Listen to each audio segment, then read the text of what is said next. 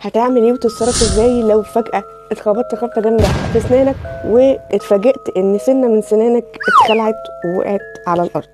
هل السنة اللي وقعت على الارض دي ينفع ترجع لمكانها تاني؟ الحقيقة ان هي ينفع ترجع مكانها تاني، بس لو عملنا الاسعاف الاولي. ايه هي بقى الاسعاف الاولي اللي اقدر ارجع بيه السنة دي مكانها؟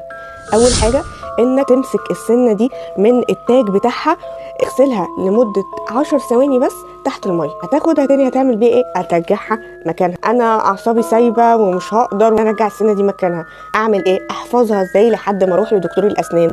ابدا ان انا اخد السنه دي من التاج بتاعها كده واحطه في لبن. لو انا ما عنديش لبن احطه في محلول ملحي. طب لو انا ما عنديش ولا لبن ولا محلول ملحي، اقدر ان انا احفظ السنه دي فيها لحد ما اروح للدكتور. اخد السنه كده من التاج واحطها في لعاب المصاب لحد ما تروح للدكتور ويطمنك ويرجعها لك مكانها. وربنا يحفظنا جميعا. هي معلومه بسيطه بس ممكن تساعدك.